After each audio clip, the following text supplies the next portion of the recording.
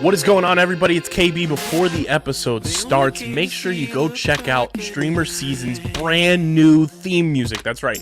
We have full-time, brand new theme music thanks to the newest homie and newest member of the music side of Underground Sports Philadelphia homies. That is Mobley. Stay Volk. His new single is out now. It is linked in the description on YouTube, and you'll be hearing it on audio until we can figure out if we can play it on video on StreamerSZN episodes from here on out. That's our new theme music. Stay Volk. Go download it now wherever you get your music, and go check out the music video on YouTube. But now, let's get into the episode of StreamerSZN. Philadelphia, baby, you're gonna love it. Best sports fans in the world. Actually, the worst, but that's what makes them the best. I'll probably should have gotten it too, but let's just start this podcast and I'll try and figure it out as we fucking go. All hail the Immaculate Grid.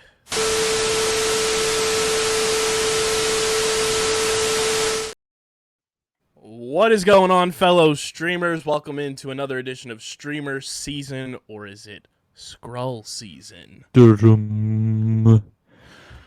Right here on the Underground Sports Philadelphia Podcast Network. It's the exclusive and official TV and movie podcast here in the Underground. It's KB, it's Christian. Dylan is on NHL draft duty tonight, so he will be back next week. But we're going to hold it down as we head into Secret Invasion Episode 2. The DCU has cast its Superman and Wonder Woman. Philly boys! And then, of course, we'll get into everybody's favorite segment, the streaming platform, Multiverse News and Notes. But before we get started, make sure you guys are following us on the socials at StreamerSZN on Twitter, Instagram, Facebook.com/UndergroundSportsPHI. And, of course, follow Christian on Twitter at @thewiz_PHI. Follow me at KBIZZL311. And follow Dylan at Dylan Mazzola. Be sure to subscribe to the podcast feed on Apple, Spotify, wherever you get your podcasts. Leave those 5-star ratings and reviews. It goes a long way for helping this show continue to grow, helps more people find the network and all of the content we're pushing out. And, of course, since Dylan's not here, I'll say the line. Leave your show and movie recommendations. Leave your show and movie recommendations in the podcast review section. We will take those as precedent, and we will add them to our list.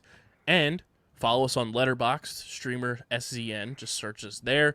And subscribe to the Underground Sports Philadelphia YouTube channel, youtube.com/@UndergroundSportsPhiladelphia. We're at 517 subscribers right now.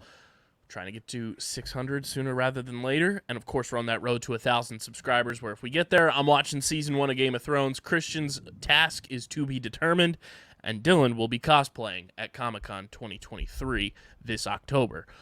So go subscribe if you want to see Dylan wear something absolutely ridiculous in front of hundreds upon thousands of people in New York. Insert evil laugh here. Mwah ha ha. And of course, it's Up to Something season. We'll get into that during streaming platform Multiverse News and Notes, because that involves us. We're in Up to Something season 1.1, if you will. But yeah, also go get your merch if you want to support us right away. It's the most effective way and direct way to do it is with our friends at PHI Apparel Company, the best in the game. There's no doubt in our minds you'll stand out in the crowd. You'll stand out at the movie theater. If you're Netflix and chilling, get yourself a StreamerSZN hoodie, StreamerSZN shirt. We're working on some StreamerSZN merch too. That's different than just the logo stuff, so stay tuned for that. Go to phiapparel.co. Use code UNDERGROUND. You get 10% off any and all orders. Make sure you use the code, because that's how they know you're coming from us. And shout out to our awesome merch partners, PHI Apparel Company. Christian, let's get into it. It is time for Secret Invasion, man. Episode 2, titled Promises. Spoiler warning? Drop that spoiler warning for the people. A scroll your warning.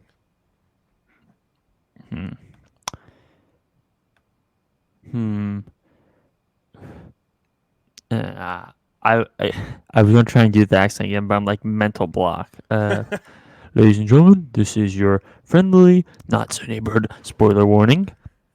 Be aware of your Skrull neighbors as you prepare to watch this and listen to this podcast. Please pause if you have not watched it already. Kyle, I see a Skrull over your shoulder. Whoa.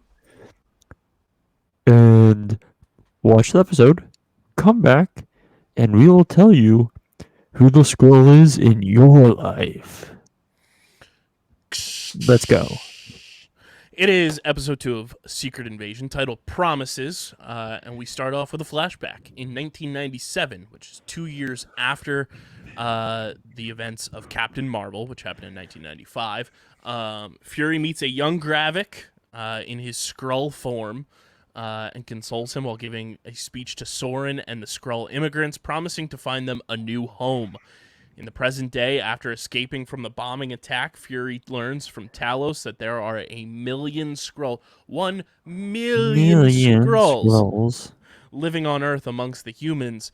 I thought that scene was pretty different from the norm from Marvel 2, talking about racial segregation. We've obviously known Nick Fury's from Alabama, that we learned in Captain Marvel and everything, but pretty powerful scene in terms of just like the discussion points there and equating, the racial indifference there from, segregation era to now humans and Skrulls. Yeah, I think it was Samuel L. Jackson who was saying in saying in interviews he kind of stole, they kind of stole some of that train story stuff from his past, because he would travel on a train from Knoxville to Atlanta or something like that. I don't remember exactly. Yeah, talking about traveling from Alabama to Detroit. Pretty powerful scene. And why did they have to make Talos's undercover alter ego so damn attractive? Hello, nurse. I was like, good grief, Talos, take me out to dinner first, pal. Pretty birdie.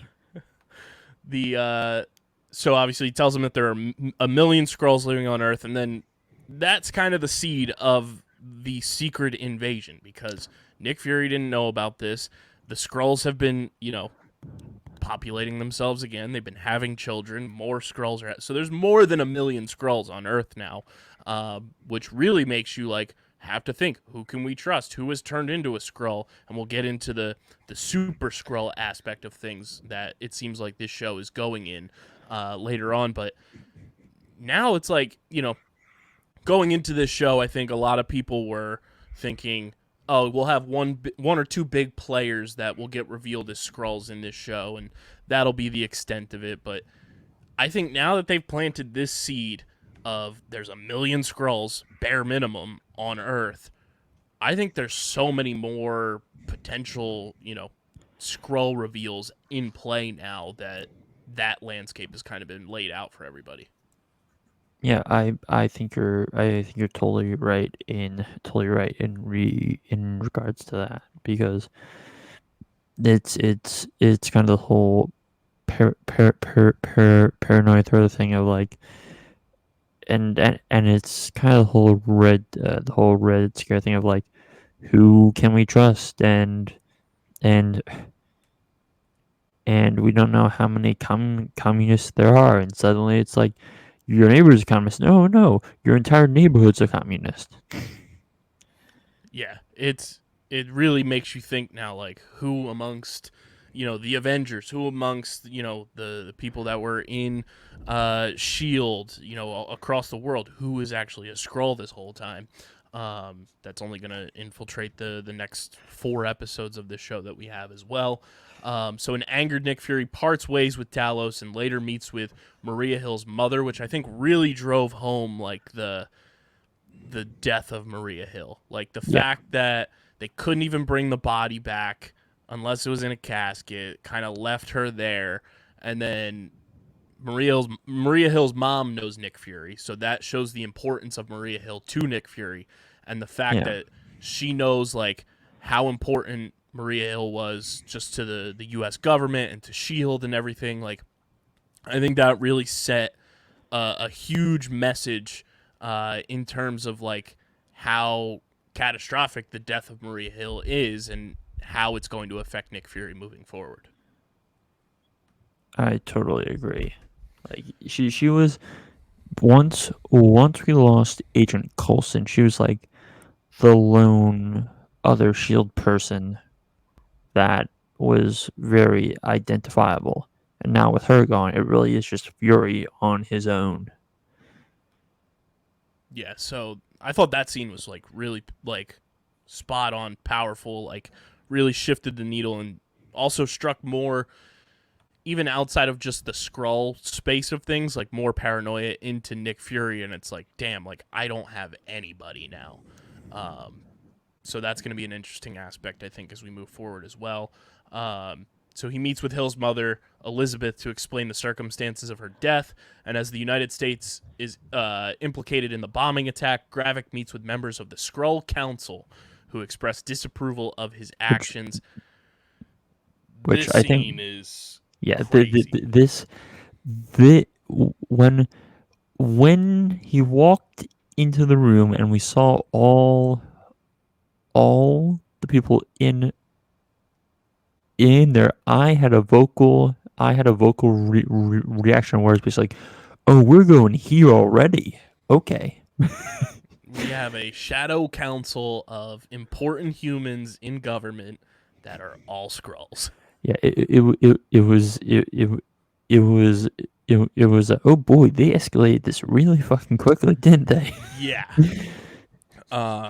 So they are in disapproval of his actions, and Gravik reminds the council of Fury's failure to deliver on his promise and appoints himself the new Skrull general with majority in favor.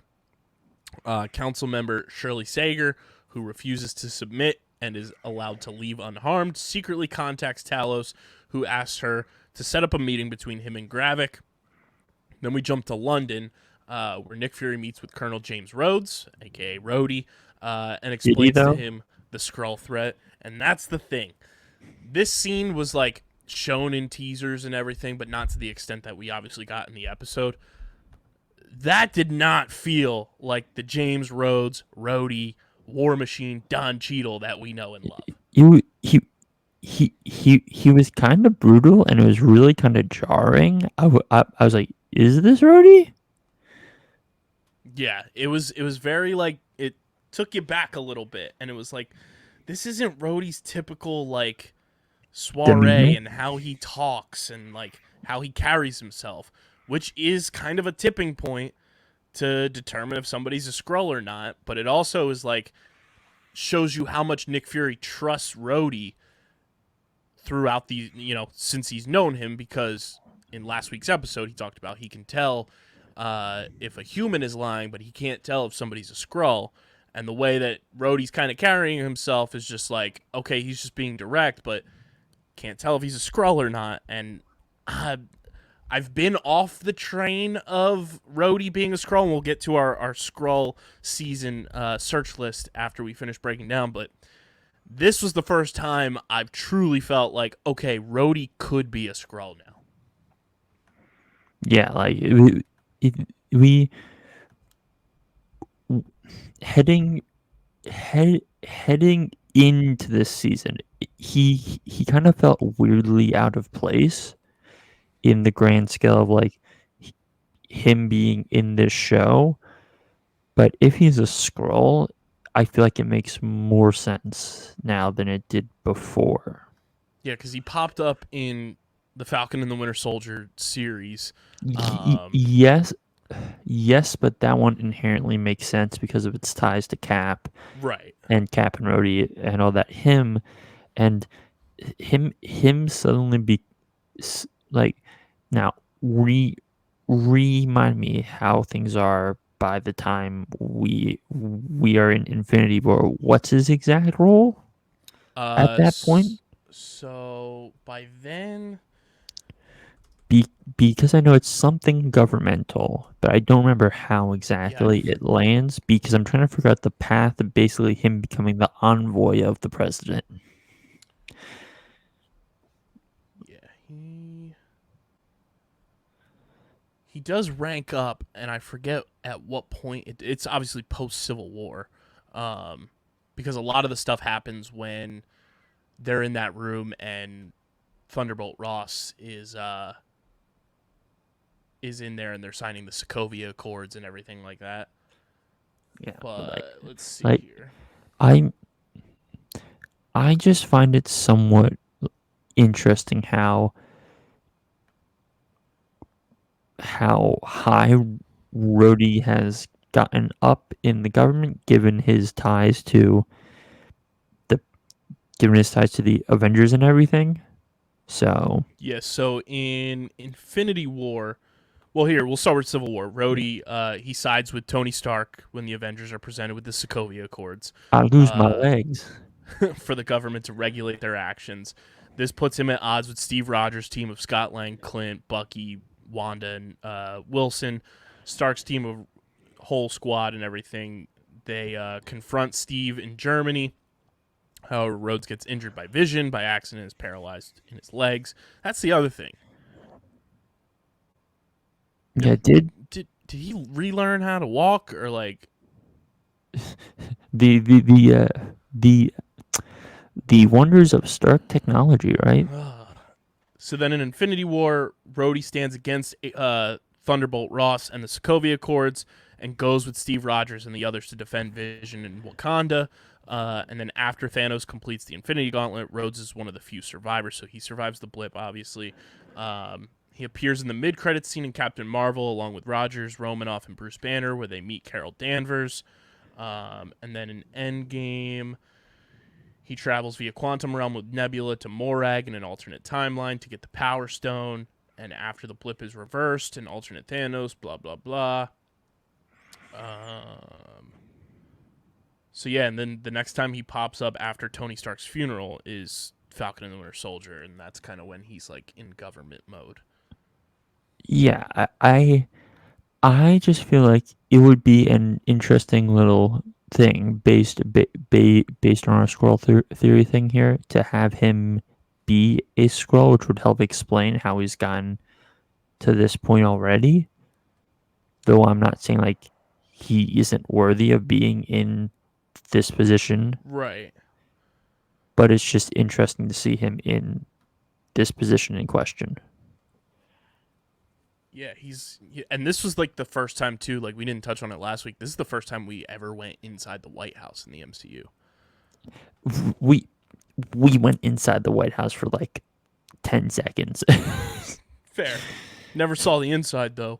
But yeah, so yeah, 2024 he attends a ceremony at the Smithsonian where where Sam donates Steve's shield to the museum, and then the two catch up, and then obviously he's informing the president about stuff with Fury and Was Saber and stuff. it just kind of feels weird to have a colonel be tied to the president. Just saying.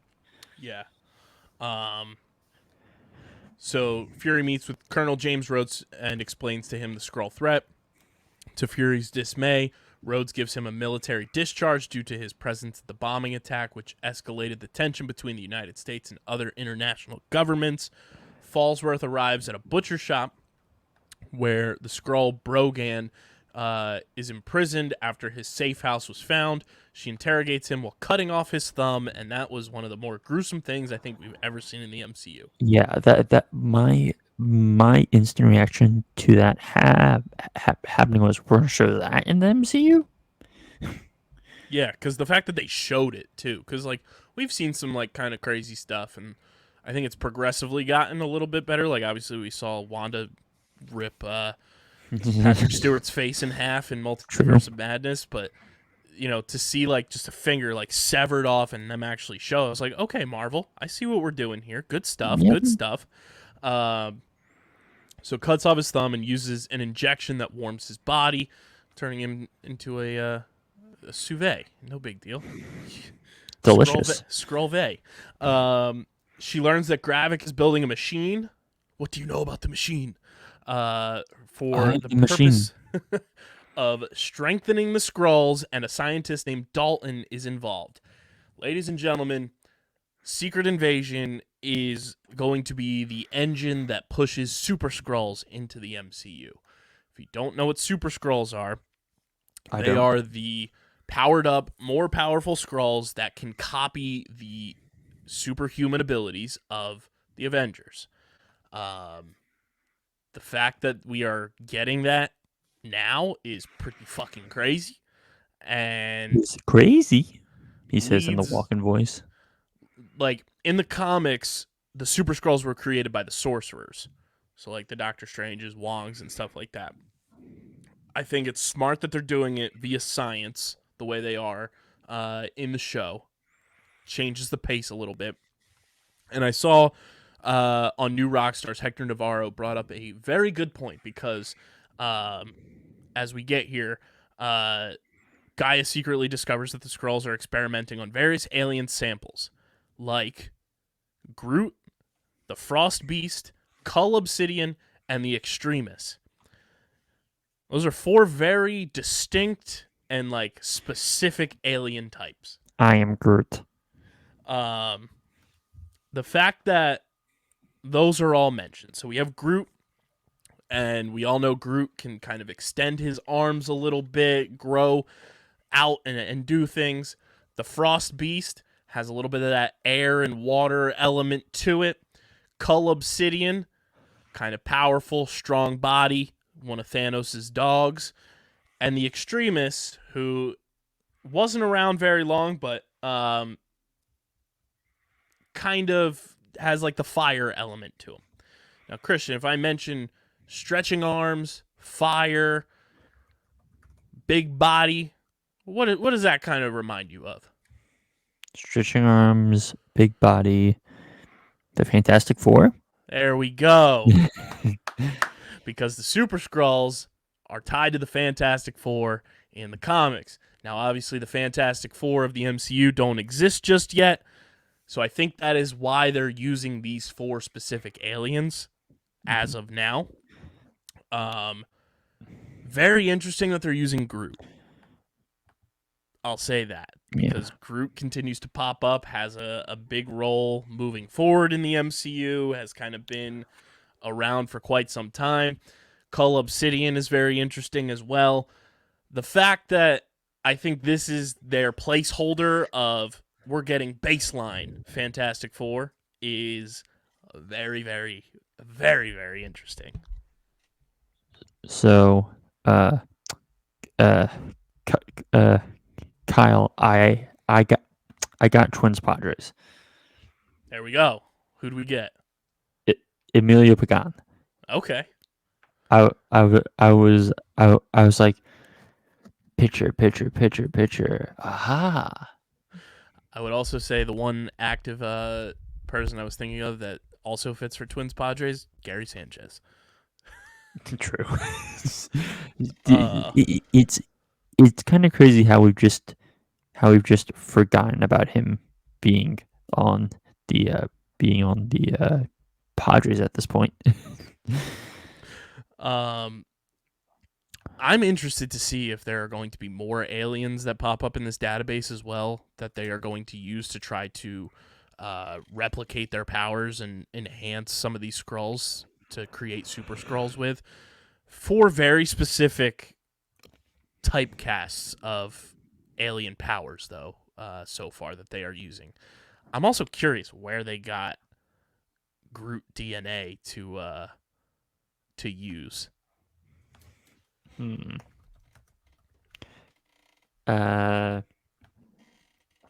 Well, I mean, if we think about it, there's maybe some like sample in the remnants of the Avengers compound area from something at some point, and along the way it finds its way into whoever's possession. That's pretty much the only theory I got. The fact that they have Extremis too, which ties back to Iron Man 3. Justin Hammer, show your face, you scumbag. Show your face, you piece of shit. Do it, coward. Bring it. Bring back Sam Rockwell. Do it for the culture. Yes, exactly. So then afterwards, she accompanies Gravik on a mission to rescue Brogan as Fallsworth escapes. Suspecting him of having talked, Gravik has Brogan put out of his misery by Pagan before they can reach their compound. And later, Fury returns to his home where he is greeted by his wife Priscilla, who is secretly a Skrull Dum. played off into the sunset with the beautiful voice of Otis Redding. Yep, that's the episode. A lot jam-packed into this. I'm loving the run times on this show. That is. I'm gonna say that's the best part of this. The best part of this show. Like, I think today, like, as we record this on Wednesday, without credits was about 53 or 54 minutes. Like, that is beautiful. Like, yes, Marvel, do this. Tell the full story of your episode. I think there's big takeaways from this episode. You know, we mentioned the Super Skrulls. I think that's number one top of the list because that kind of tells you where this plot line of Secret Invasion is going to take the MCU and where they're taking this whole Skrull story and moving it forward. Super Skrulls is a massive development there. I think we can't trust Rhodey right now. Rhodey's on the do not trust list.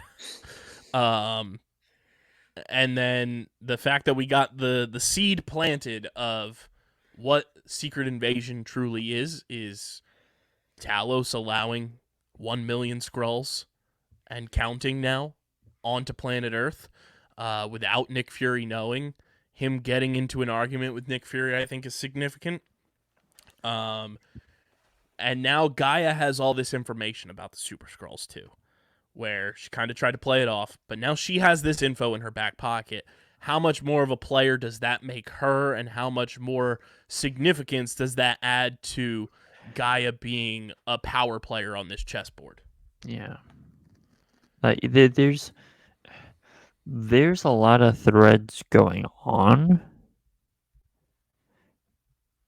and it's kind of clear but also unclear how they'll end up connecting. Mm-hmm. But, and now this is going to be my controversial take of the episode. They would never do it, but I wish they just made this like a true blue 2.5 hour paranoia thriller film, because my biggest gripe is there's this show is consistently having its moments, but it's also, I feel like it's babying the audience to a certain degree because it just keeps feeding us information, and we don't really have any suspense. And this was billed as being suspenseful and being like classic 60s and 70s paranoia films. And I'm just sitting here like, okay, like you just keep feeding me the information necessary while you're still doing some of the like paranoia thriller stuff. Like I love the whole Skrull Council meeting scene. That's also That's perfect. super Yeah. important. Yeah, perfect. Perfect, stupendous. That's like straight out of a kind of Manchurian candidate-esque. My problem is now we have this entire storyline, which basically takes up a third of the episode of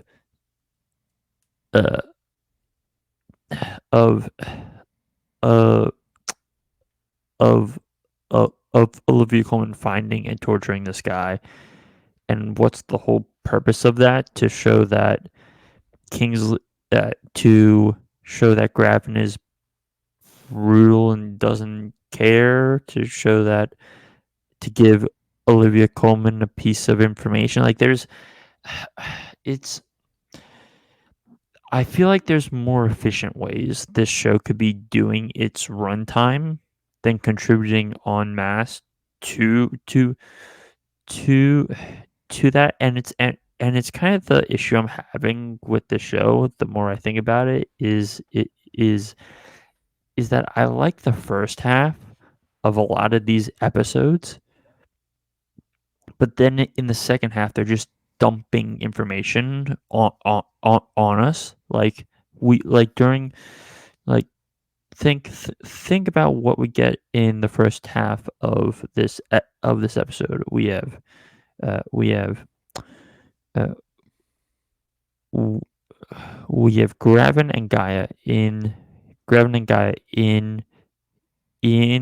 the car where we have Gravin talking about Fury.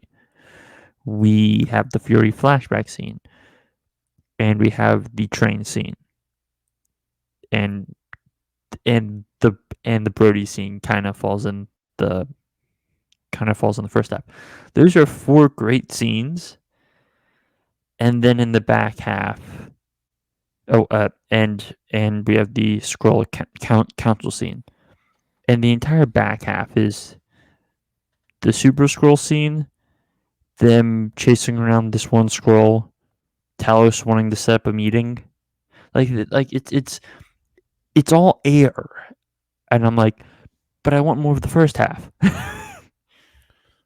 I think this episode did like kind of a full circle too, because obviously we got that flashback to kick things off, and we see the Skrull with Gravik when he first meets Fury, and then it obviously loops all the way back around. That's Nick Fury's wife, and I think that ties into the train scene too, where Samuel L. Jackson gives a phenomenal performance there, and talks about how Skrulls and humans can't coexist. Humans can barely coexist with one another. There's not room for another species on this planet. I And then see. he's married to a Skrull and he doesn't know it. And that ties back to last week's episode too, where he says he can tell when a human's lying, but he can't tell if somebody's a Skrull. And it's in his own home now. And he doesn't really have anybody protecting him anymore because obviously Maria Hill is dead. He and Talos are at odds right now. And nobody else is kind of really in his court, and he's been discharged from the military. And I thought that performance too that Samuel L. Jackson and Don Cheadle gave in that back and forth, where they were kind of just like one-upping each other and like going at each other. I was like, this is phenomenal. And the line that he drops, he's like, "I'm Nick Fury.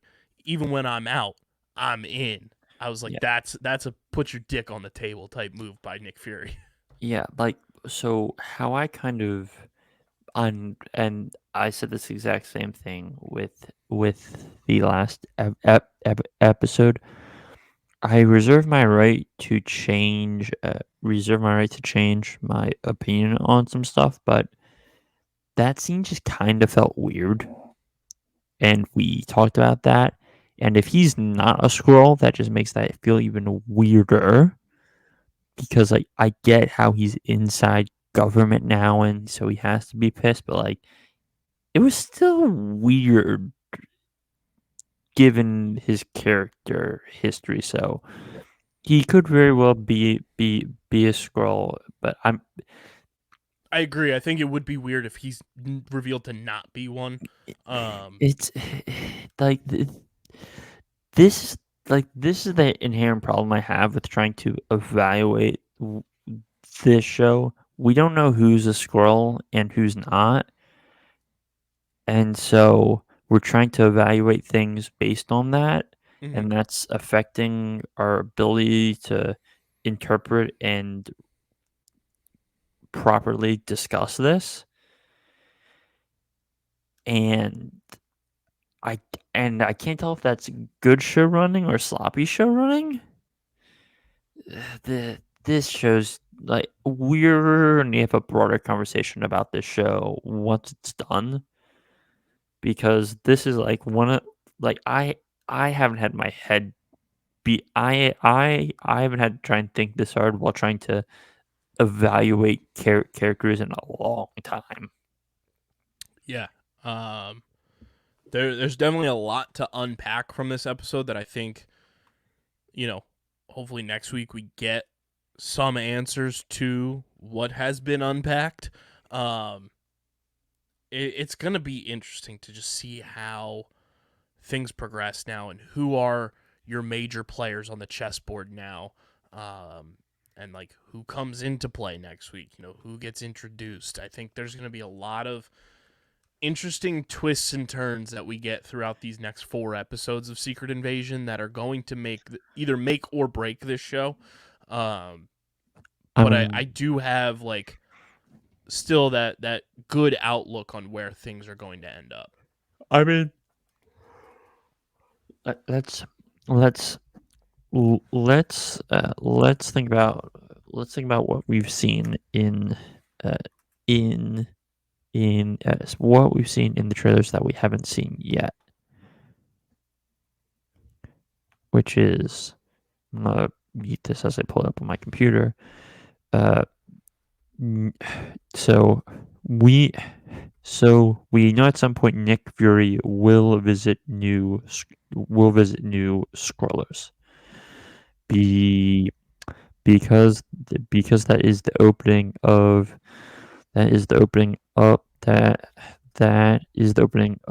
the trailer. In the next episode, we will probably get the Ben Mendelsohn Talus meeting, which is that shot from the trailer that has the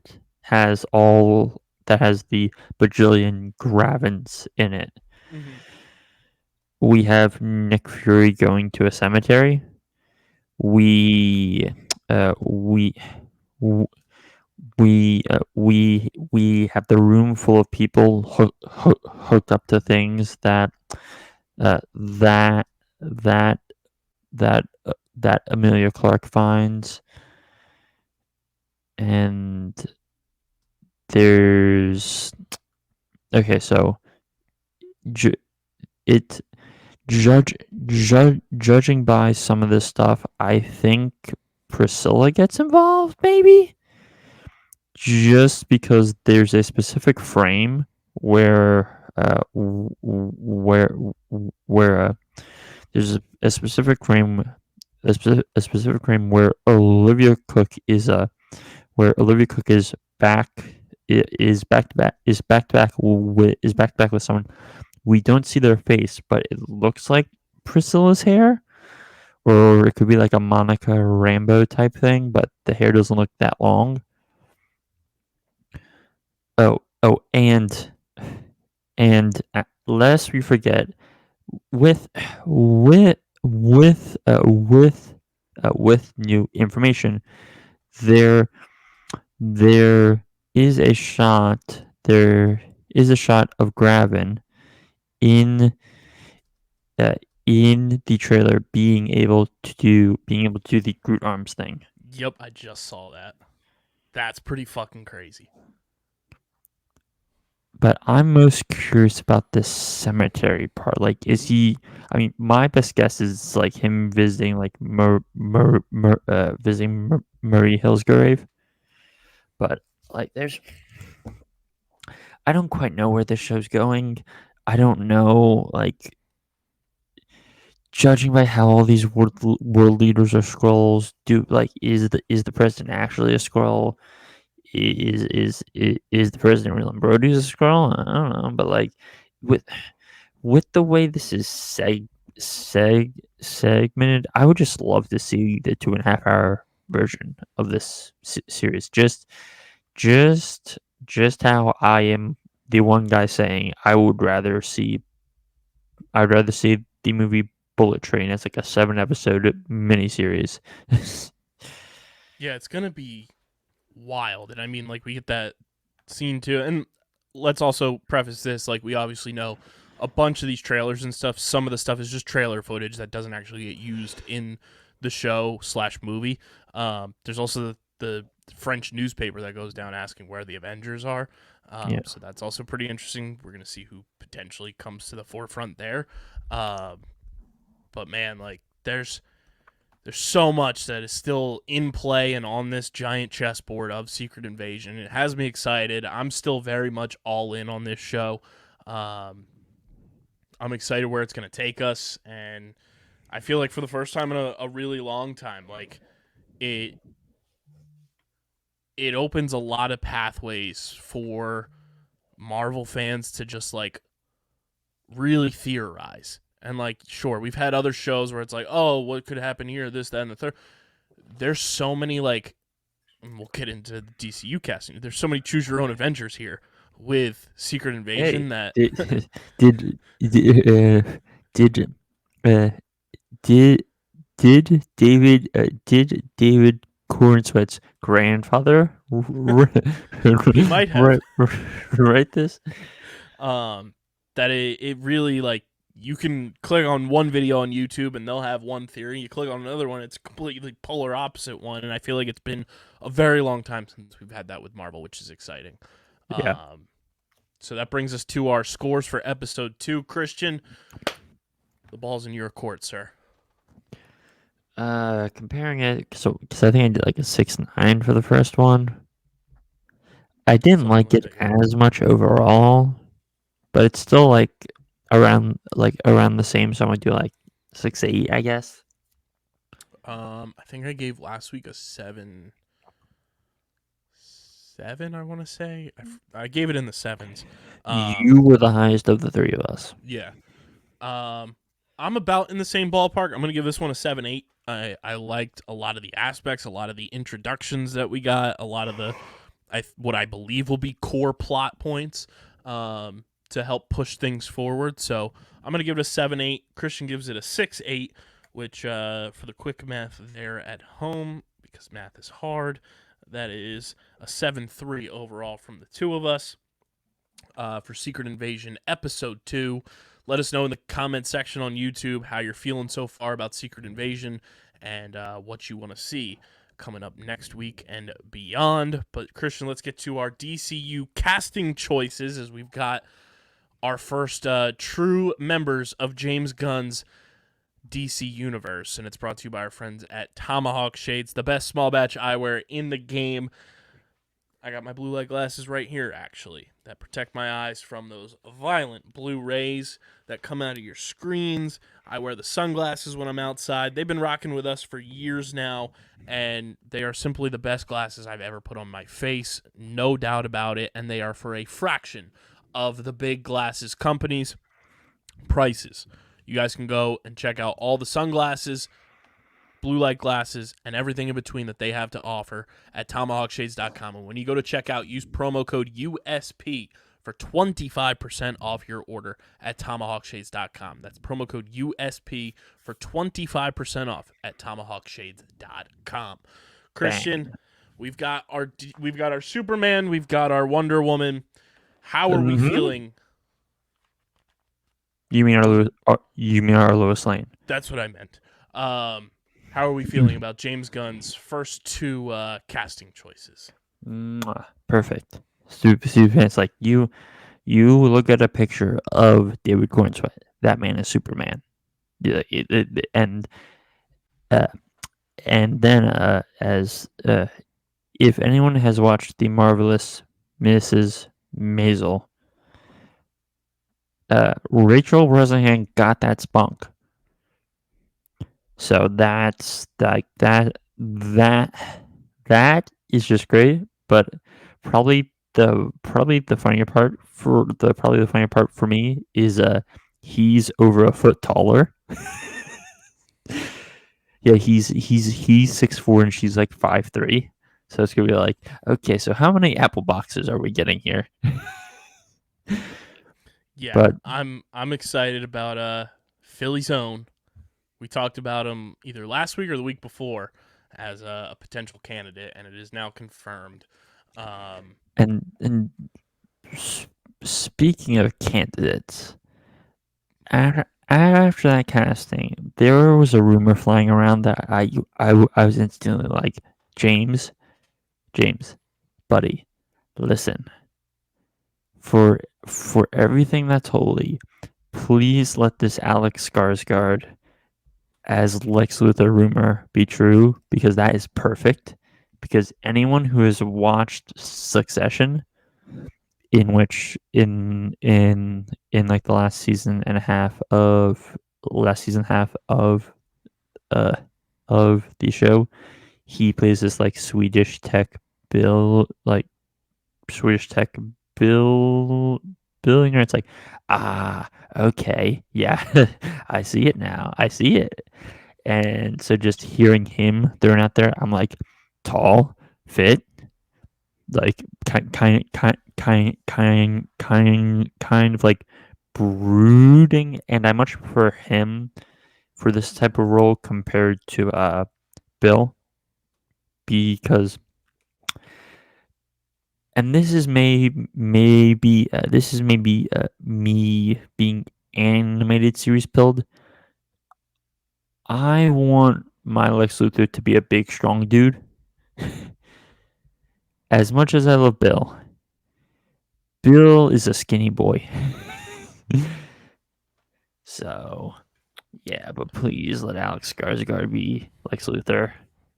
There's a quote from David Corenswet in 2019. He said his pie-in-the-sky ambition was to play Superman. Quote, I love the Henry Cavill dark and gritty take, but I would love to see the next one be very bright and optimistic. And on people comparing how he looks to Henry Cavill, it came to my attention before the internet got a hold of me.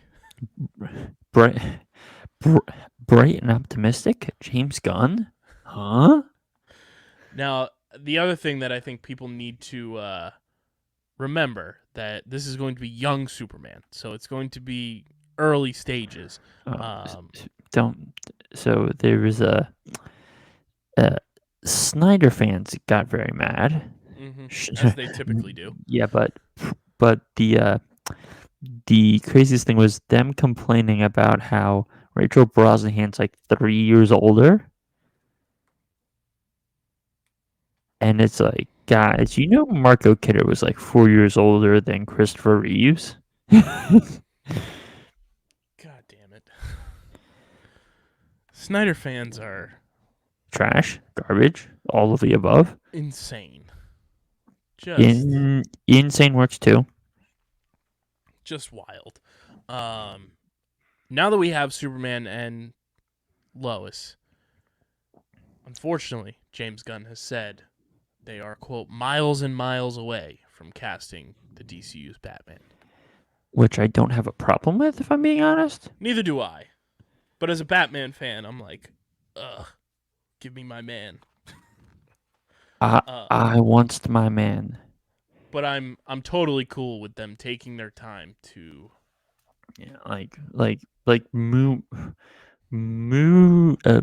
Muschietti just got done all of the Flash stuff. Gun's script is already written for Superman. I don't know if they've even started a draft of Batman at this point. Yeah. And Superman Legacy, according to The Hollywood Reporter, will have Superman joining a world where superheroes already exist. Peacemaker? Yes, please.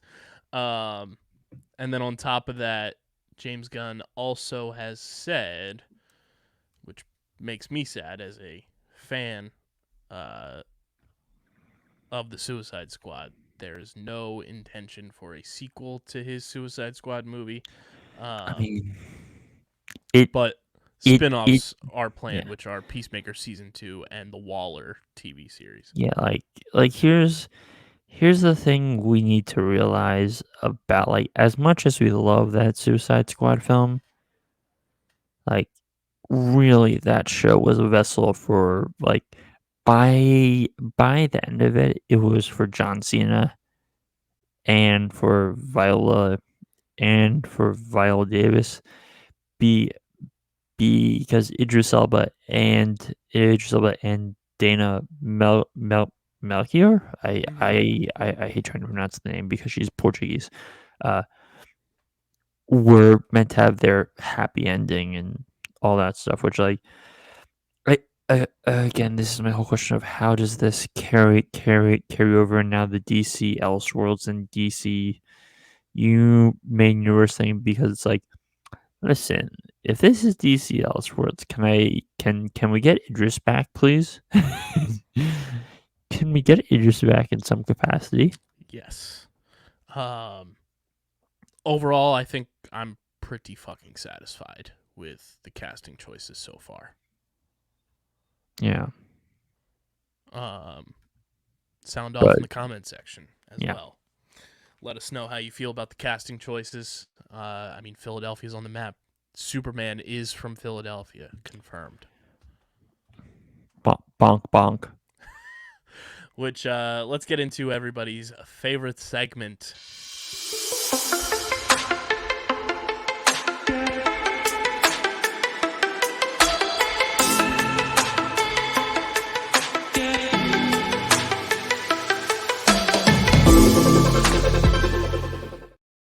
It is the streaming platform Multiverse News and Notes, brought to you by our awesome beer partners over at Kenwood Beer, who just did a full-on rebrand, new merch in stock at kenwoodbeer.com. They just dropped a new beach towel as well that looks pretty snazzy, just like their brand new cans that have gold tops, all new logo. Kenwood Beer, they're the best in the game. Guys, go to kenwoodbeer.com, use the all-new and improved Kenny tracker to see who's got Kenwood Beer on tap in the Philadelphia area.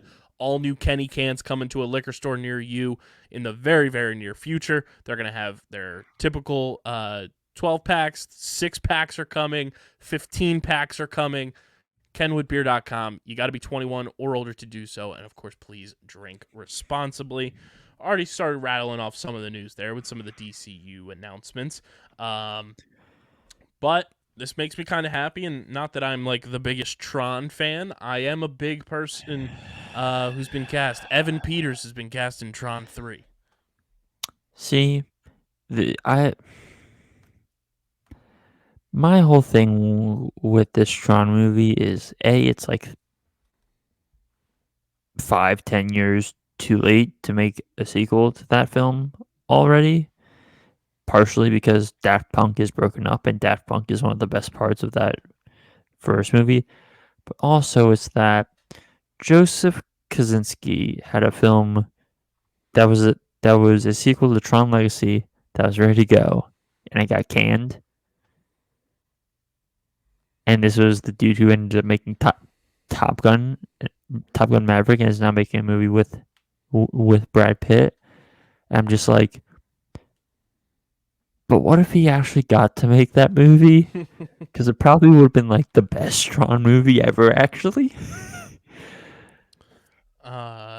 So yeah, Evan Peters in Tron 3. We got a quote from Anthony Mackie on Jonathan Majors' arrest for alleged assault. Quote, "Nothing has been proven about this dude. Nothing. So everyone is innocent until proven guilty. We're a country that was built on everyone is innocent until proven guilty. That's all I can say. It's crazy where we are as a society." Well, Anthony, when there's alleged assault involved, it's kind of a serious thing. I get where he's coming from in that quote, but also, do you need to speak on it? Yeah. Yeah, I would much rather hear you talk about how much fun Harrison Ford is. That he also said he wants to make an MCU film with Chris Evans, Sebastian Stan, and Chris Hemsworth.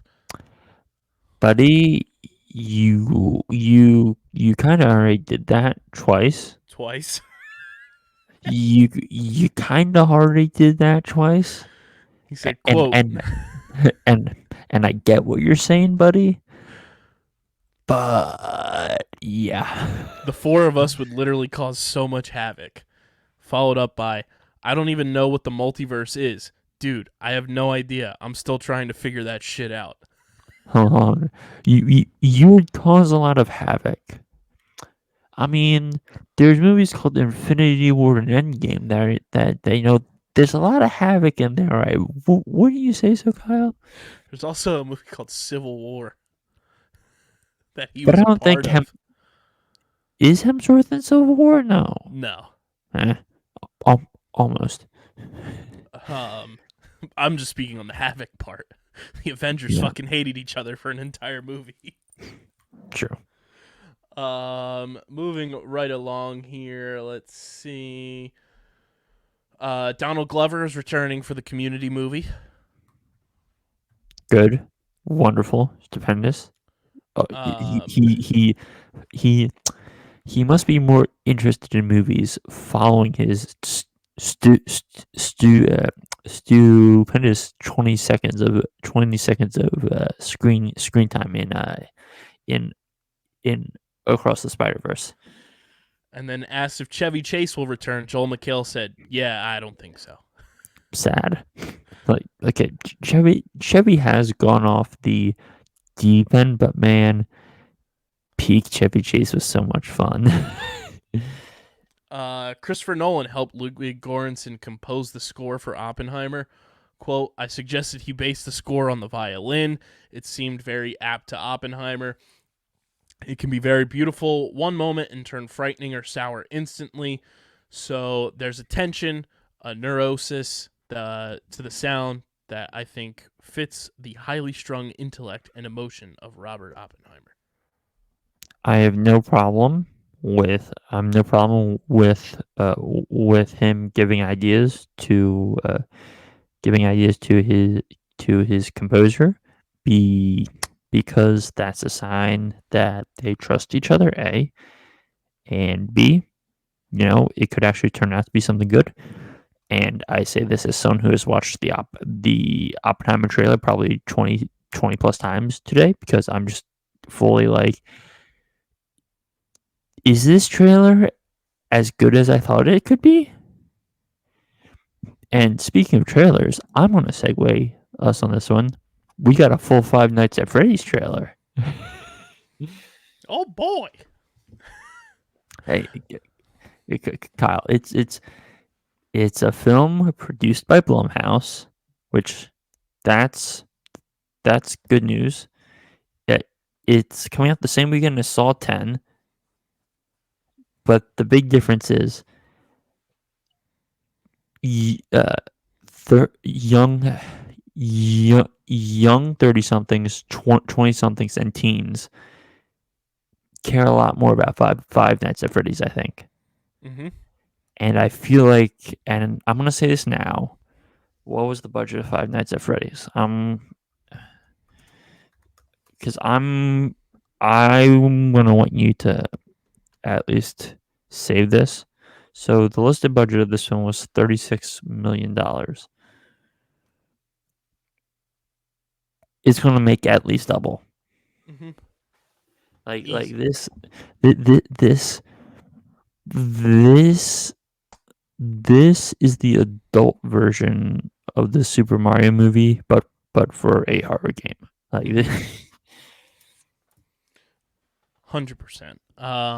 Idris Elba, speaking of, we mentioned him earlier, says the James Bond reports were a, quote, huge compliment, but then racist fans turned him off from playing 007. Quote, they made the whole thing disgusting and off-putting because it became about race, it became about nonsense, and I got burnt off of it. Yeah, James Bond's just kind of a mess right now. Like probably my favorite dumb rumor is that my favorite dumb rumor is that the Broccolis are targeting my boy Denis Villeneuve to direct the next Bond film. Which, like, to be fair, Denis is on the record talking about how much he loves Bond films and stuff. But it's just like, first we need the actor, A. B, we need a director, and C, we need to know where the fuck we're going with this. Yeah, 100%. And probably C more than B first. Mm-hmm. Secret Invasion premiere had 994,000 domestic views in its first 5 days. The only MCU show to premiere lower was Miss Marvel. I have a take on this. I think it's simply because, one, it stems from a shit ton of people canceling their Disney Plus subscriptions in the first quarter of the year because nothing was coming out, really. And second, I think people were kind of waiting to get the gist of how people felt about the show before they dove in head first, because up until now, since the Disney Plus inception of Marvel shows, like, it was like bang, bang, bang, like one after the next, and now it's been quite some time since we've had an actual show before Secret Invasion. I think a lot of people are just skeptical about how it was going to turn out, and I think people are just waiting to see how things play out before they dive in head first. Yeah, but isn't that also an indictment of the state of Marvel? Yeah, I think the latter half of Phase 4 was not ideal for the MCU whatsoever. Like, like, like, like, I say this with all due respect to the people involved in this movie, but among the people who I'm friends with, I don't think, and now Kyle, this excludes you because I don't know where you stand on this. None of us care about the Marvels. None of us care about that movie, which they've spent a bunch of money on. That's coming out in the middle of November. That could be a fucking disaster. It is a disaster waiting to happen.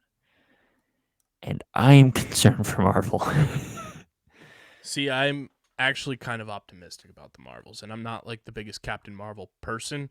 Just like I enjoy like Brie Larson as Captain Marvel. It's just like not my like go-to Marvel character.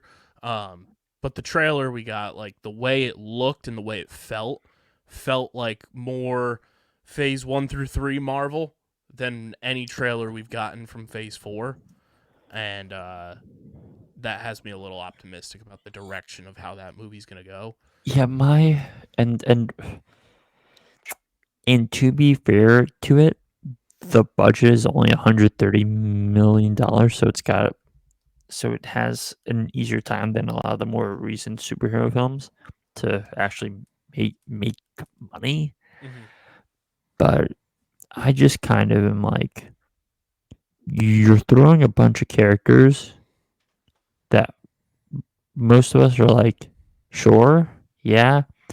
You have, like, we know this is Brie Larson's last film as that, so it's kind of the whole do do if this is her last film, do we care? And then your other two characters are basically both from Disney Plus shows, one of which was the lowest viewed Disney Plus show ever. And I'm staring at this and I'm like, it could be fun, but is it gonna be good? And I think that's the MCU's biggest problem right now is it's a lot of this is fun, but is it actually good? It's fair. To give the premiere views for the live action shows, Loki was number 1 at 2.5 million. Moon Knight and Falcon and Winter Soldier both at 1.8 million. WandaVision at 1.6 million. Hawkeye and She-Hulk both clocked in at 1.5 million. Secret Invasion at 994,000, and then Miss Marvel at 775,000. All of them pretty much better than The Idol. Valid. And I do have to say, like, when you look at especially WandaVision and Falcon and Winter Soldier when they came out, that was still kind of like coming, especially WandaVision, like coming out of 2020, and there hadn't been any kind of content, so a lot of people were tuning in there. And then Loki is Loki and one of the most beloved Marvel characters and has this cult following. And same thing with Moon Knight. Moon Knight has its cult following, and when you introduce Oscar Isaac as Moon Knight, that's going to do numbers for you. Ethan Hawke. Ethan Hawke. Like if we're being totally honest here, part of the reason a lot of people turned up to watch that show, is especially film nerds, is you gave us Oscar Isaac and Ethan Hawke. Yeah. And I thought that show was, outside of, the traditional back and forth of Loki and WandaVision, I think that's been one of the best MCU shows we've gotten on Disney Plus so far. And I think Secret Invasion will get there. I think it's one of those things that it's just a wait and see. And I think a lot of people had, back half of Phase 4 Marvel fatigue television show-wise, because a lot of things just felt rushed and a lot of things felt like incomplete in a lot of aspects. So we'll see how things continue to progress viewership wise for Secret Invasion. Tobey Maguire celebrated his 48th birthday this week. That's just weird. He's that old? That's what I said. I was like, geez. So, Venom 3 is now filming. And a clip has surfaced on the tweet machine, and it looks like Tom Hardy is wearing the shirt he wore at the end of No Way Home. I mean, that would make sense. Looking here, The Bear season 2 was FX's most watched Hulu premiere ever. We need to do The Bear next. Kyle, we need to get you on the Bear train, buddy. Viewership jumped 70%, and season 1 was already the most watched single season of a comedy series in FX history. Okay, seriously. First of all, that show's not a fucking comedy. It is not a comedy. It's labeled as a comedy. It's definitely not a comedy. Second, Kyle, as we wrap up this Ted Lasso binge, you're immediately getting on the Bear because all the episodes are like a half hour long. So you'll be able to breeze through that shit, and they're only like 8 to 10 episode seasons. So you'll be able to mow through it, and it's one of the better shows on TV. We got our first trailer for the Futurama revival, which premieres July 24th on Hulu. Shrug. Looking here, shout out to Dylan in terms of making people feel old. Pixar's WALL-E released 15 years ago this week. Wow. So I was having this discussion with someone. I think Pixar is like not a functional studio anymore. for the most part, because I'm gonna read you their run of films. From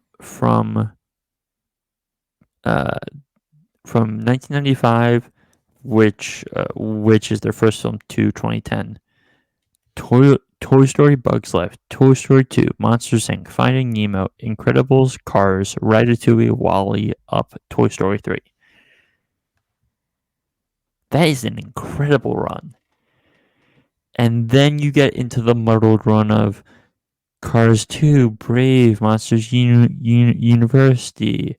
They take quite literally 2 years off. And then it's Inside Out, and then Good Dinosaur, and then Finding Dory, and Cars 3. And it's like, okay, you're losing your way. And it's like, oh, right, Coco. They can be really good. And it's like Incredibles 2, Toy Story 4, Onward. And it's like, Soul, right, yeah, sure. Luca, Turning Red, which has a lot of plays, Lightyear, and now Elemental. And it's just like, they went from straight bangers to now it's like, maybe it, like, you're lucky if it hits. And just like, I saw Elemental out of morbid curiosity. I don't know how that film cost $200 million, guys. I don't know how that film cost $200 million. Bob Iger, you need to hire some of David Zaslav's accountants to make that math actually work. Because those animated films should not be costing that much money, especially considering the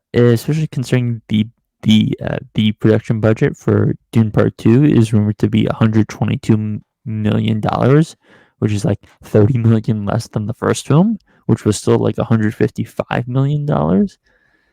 So where the fuck is that $200 million going, guys? Real questions here. Your guess is as good as mine. This is a fun one.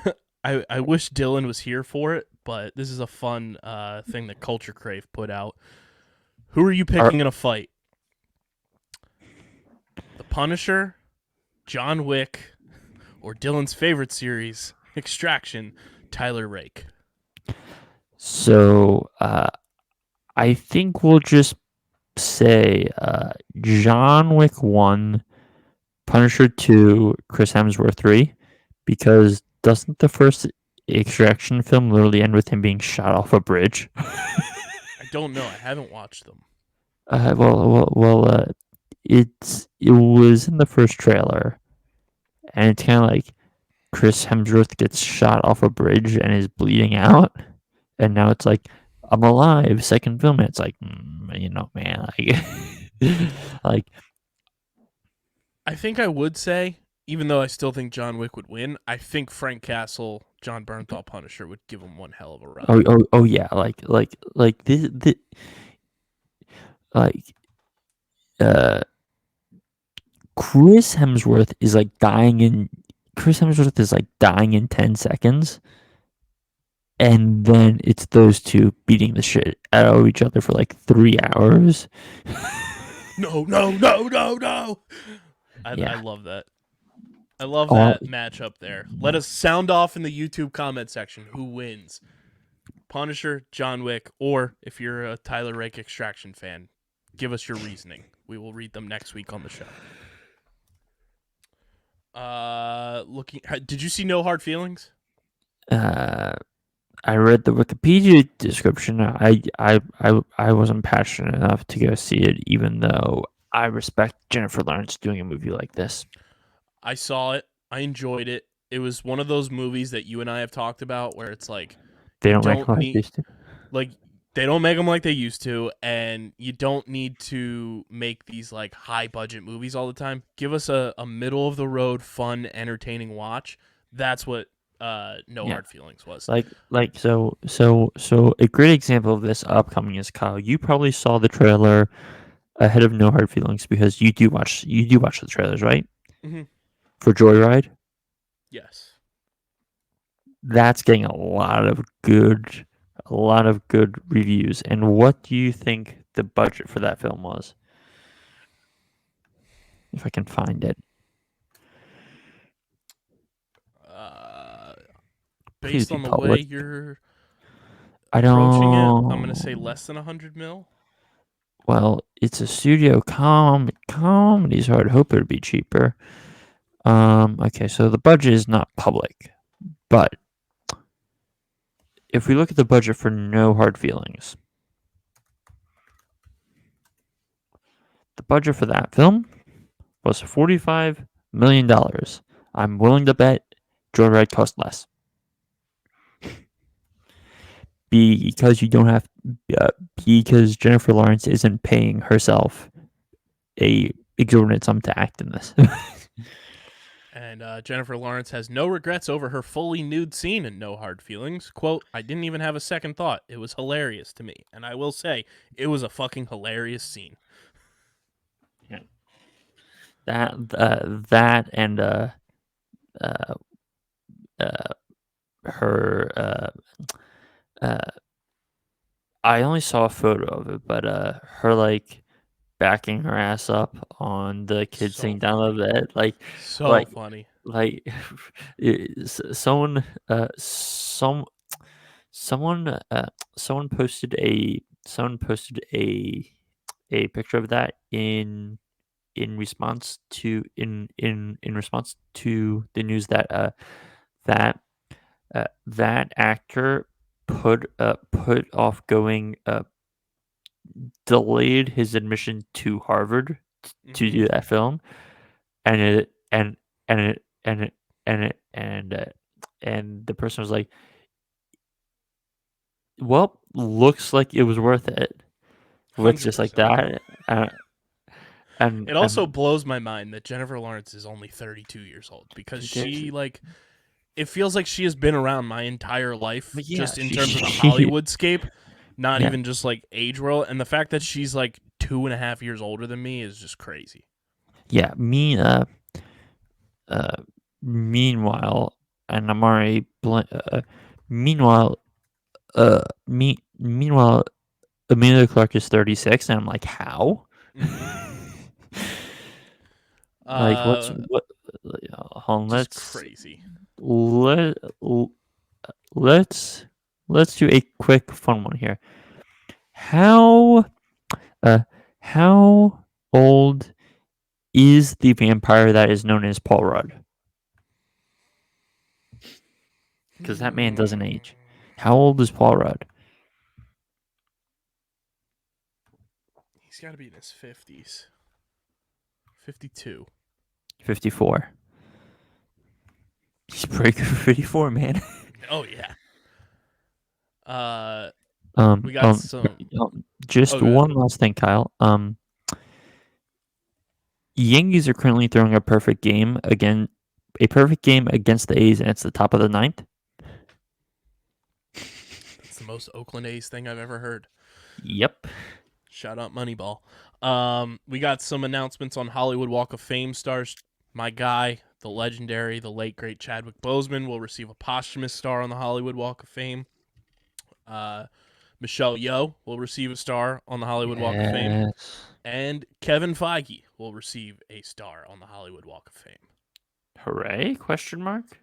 I was talking about this with one of my coworkers, and he was like, I don't know how I feel about Kevin Feige getting one. And I was like, I get where you're coming from, but because he basically was like, you getting a star is like you revolutionized film. You did something to change the landscape. And I was like, yeah, Kevin Feige did. Look at every other big, movie type of thing that's trying to build a cinematic universe that we talk about a ton on this show. Kevin Feige pushed the button to make that happen and put it in the mainstream and changed that land. Even fucking King Kong and Godzilla have their own cinematic universe.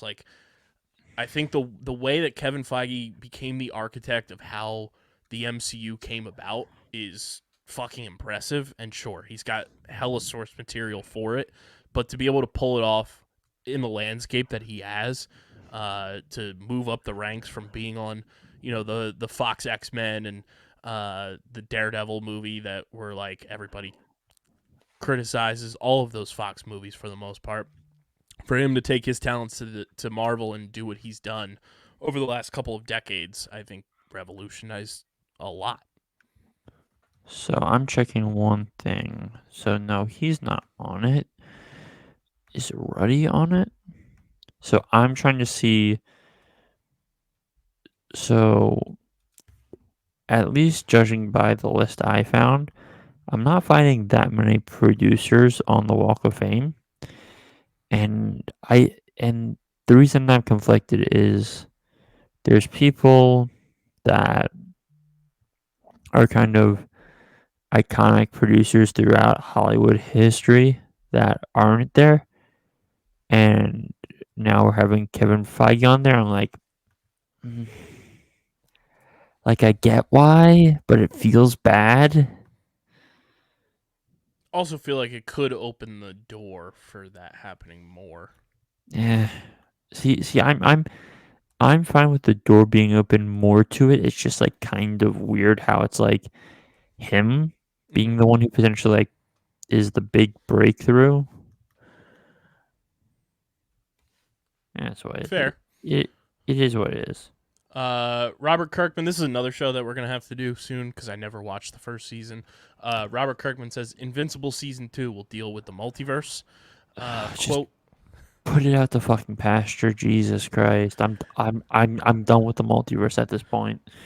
Angstrom Levy is a new villain that comes into the series, and he has access to multiple dimensions.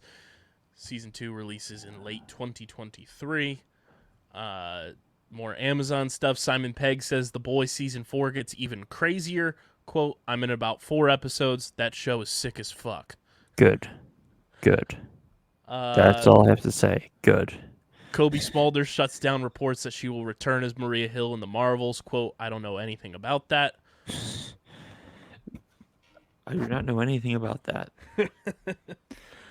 The Flash grosses $15.3 million in its second domestic weekend, a 73% drop. The only comic book movie to ever have a worse drop is Christian. Fill in the blank. Morbius. Yes. It's Morbin time.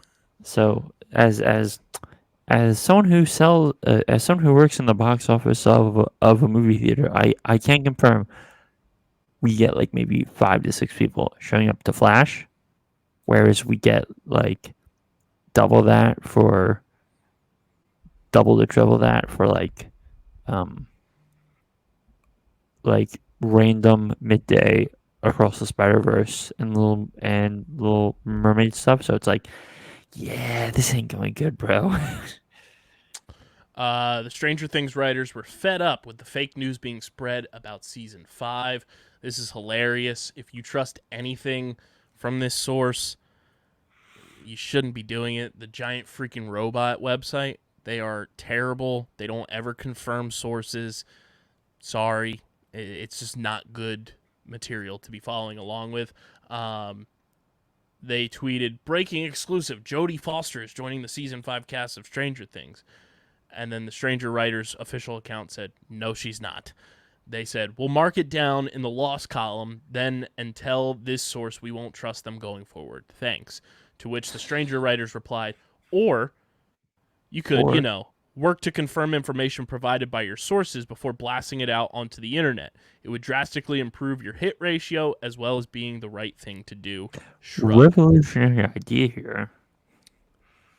Just a simple, easy task there. Let's feel really old. Ridley Scott's Blade Runner was released 41 years ago this week.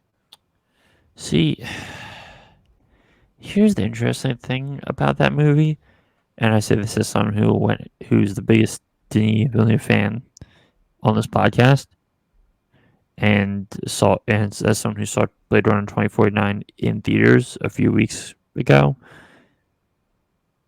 I think I like this. I think I like 2049 more.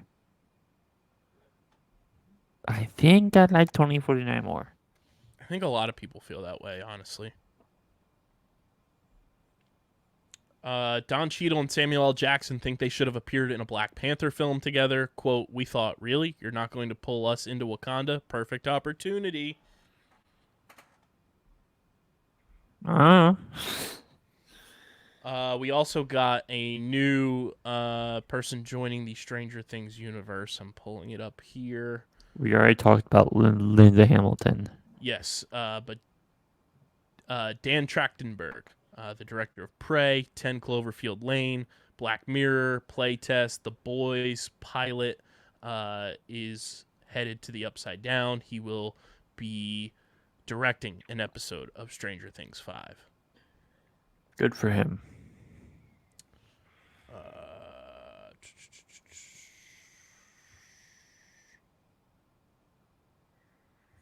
And then obviously that ties into, things with Predator because Linda Hamilton is joining the cast. So a lot of stuff in that realm seems to be heading the way of Hawkins. How does that tie in with Predator? So there's an article that Netflix put out that says there's no word yet on which episode the director will helm, but he's an eminently qualified set of hands. Last year, Trachtenberg re-energized the iconic Predator franchise with Prey, a distant prequel that saw the alien hunter face off against a young Comanche warrior. Yes, and I thought you were asking about how Linda Hamilton ties in, and I was like, I don't remember her being in a Predator film.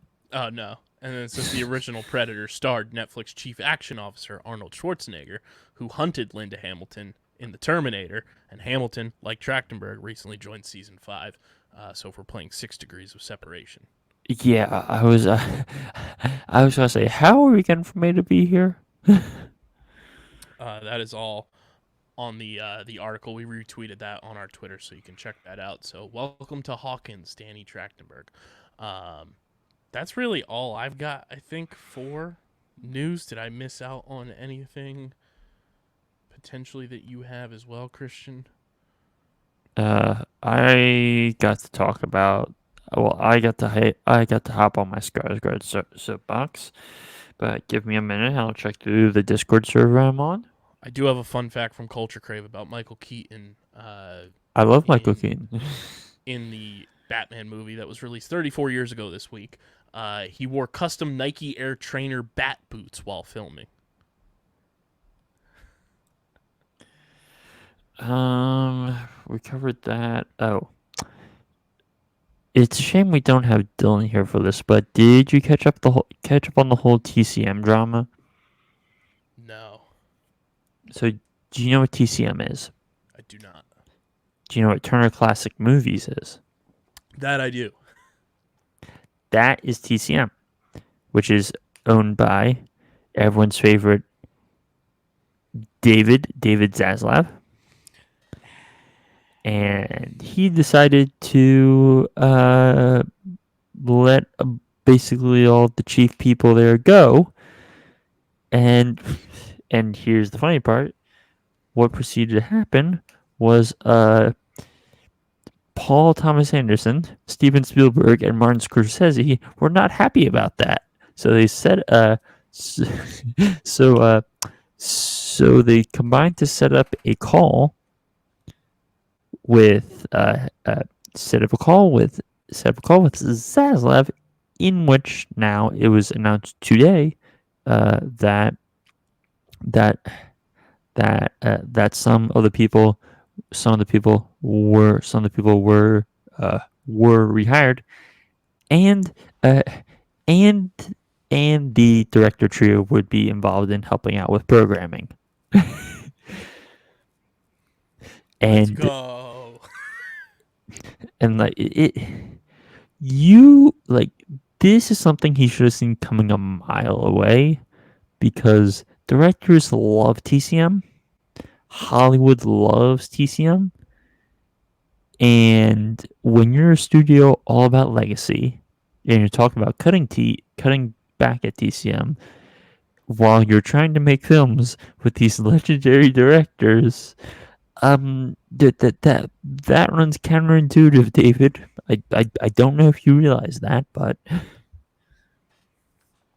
Love that. Love it.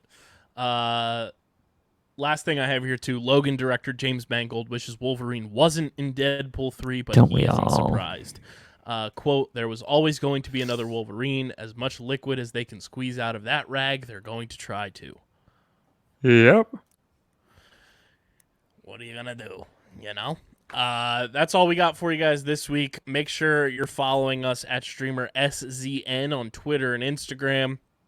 Facebook.com/undergroundsportsphi. Follow Christian on Twitter at @thewiz_phi. Follow me at KBIZZL311.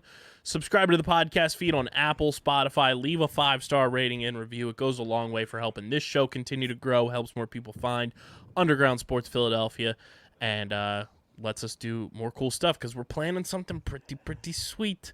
Hopefully in the next couple of weeks to land that plane and let you guys know about it. But if you follow us on the socials, you'll know first. And of course, leave your movie and show recommendations in the Apple Podcast reviews. And subscribe to the Underground Sports Philadelphia YouTube channel, youtube.com/@undergroundsportsphiladelphia. You can leave your recommendations in the comment section as well. Leave your thoughts on everything we talked about on today's episode. Leave your Skrull theories in the YouTube comment section and subscribe. We're at 517 subscribers, trying to get to 600 quicker than slower. And, of course, trying to get to 1,000 subscribers to hit that milestone threshold. And get your merch, phiapparel.co, code underground for 10% off any and all orders. This has been another episode of StreamerSZN, the exclusive streaming platform, TV and movie podcast on the Underground Sports Philadelphia Podcast Network. For Christian, I'm KB. We're going to go hide from the Skrulls and go say what's up to Hoagie Mouth Superman. But until then, we're getting the heck up out of here. Later. Peace.